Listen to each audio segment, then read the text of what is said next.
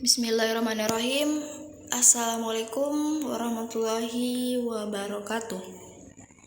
Perkenalkan, nama saya Citra Intan Puspita dengan NIM 4012011089. Di sini saya akan memaparkan materi tentang desentralisasi dan otonomi daerah.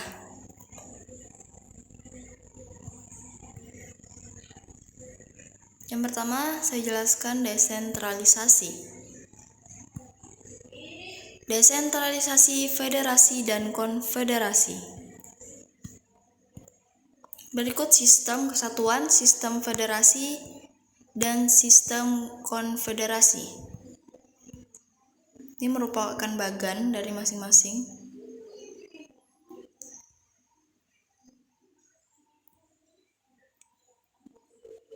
Ini bagannya dan sumber kewenangannya. Sumber kewenangan dari sistem kesatuan ini berasal dari pemerintah pusat,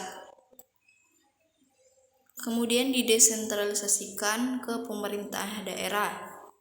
Kemudian untuk sistem federasi berasal dari pemerintah negara bagian atau pusat, kemudian federasinya ke pemerintah federal.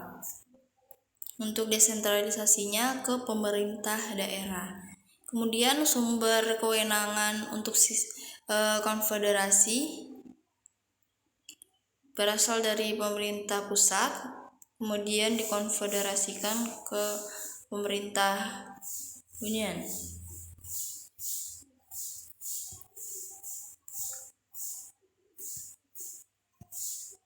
Seperti yang kita tahu, desentralisasi adalah pelimpahan kewenangan atau sumber daya. Di sini ada 3, baik itu politik, yang sebagaimana dalam peraturan tentang parpol, pemilu, susduk, pilkada, dan lain-lain.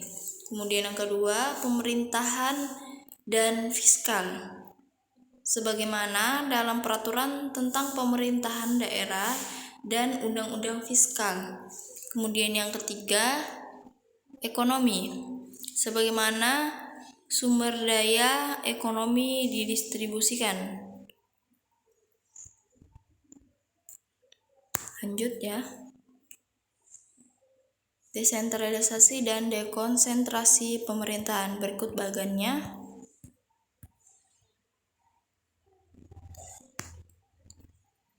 Nah, di sini untuk administrasi desen, ini implementasi kebijakannya dipimpin oleh birokras ya, terus dipimpin oleh kepala wilayah. Kemudian untuk devolution desentralisasi, political desentralisasi politik, ini oleh politisi dan birokrasi untuk implementasi kebijakannya, kemudian dipimpin oleh kepala daerah. Kombinasinya ini integrate prefectural system, yang kedua unintegrate prefectural system, yang ketiga, yang terakhir functional system. Next, berikut ini struktur pemerintahan Indonesia. Dalam kurung Undang-Undang Nomor 22/1999 garing Undang-Undang Nomor 32/2014.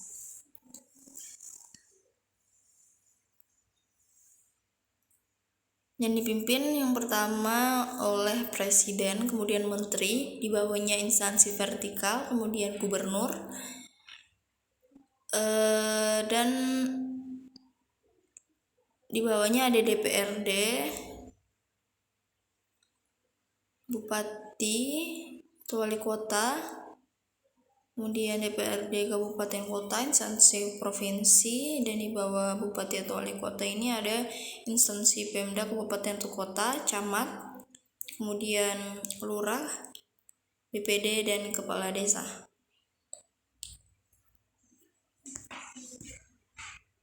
Kemudian berikut isu-isu krusial dalam desentralisasi dan otonomi daerah.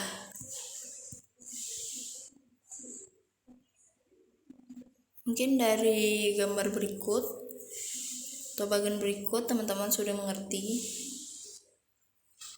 bahwa ini bersifat timbal balik antara pemerintah daerah otonomi, pemerintahan pusat dan pemda lain, masyarakat serta swasta.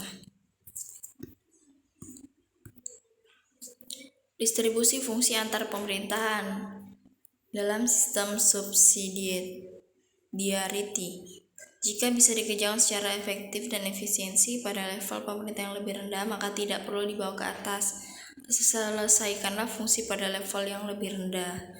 Jadi, di sini dimaksudkan bahwa apabila ada pekerjaan yang bisa diselesaikan oleh pemerintah yang lebih rendah, maka urusan tersebut atau masalah tersebut tidak perlu dibawa ke pemerintah level atas. Misalnya ada permasalahan di pemerintah daerah otonom, kemudian bisa diselesaikan, maka urusan tersebut tidak perlu lagi dibawa ke pemerintahan pusat.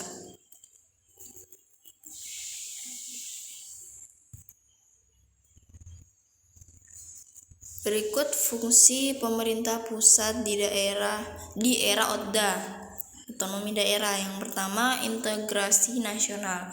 Yang kedua, membangun infrastruktur politik, demokrasi, partisipasi, stabilitas politik. Yang kedua, ekonomi terdiri dari jaminan saving dan investasi, mengendalikan inflasi, dan stabilisasi moneter. Dan yang terakhir ini hukum, yaitu kepastian hukum.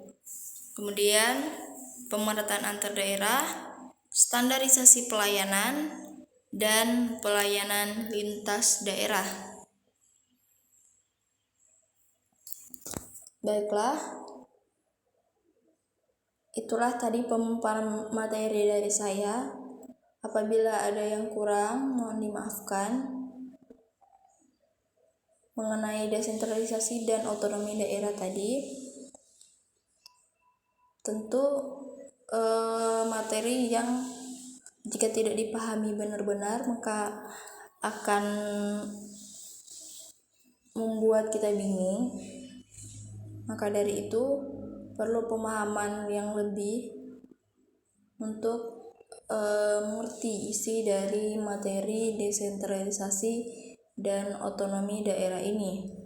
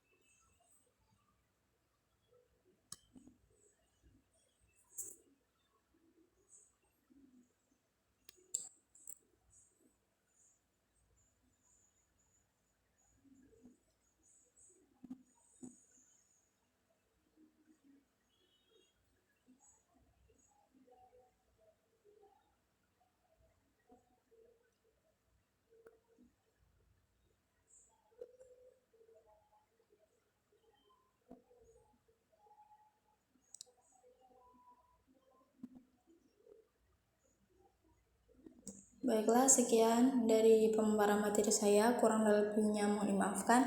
Assalamualaikum warahmatullahi wabarakatuh.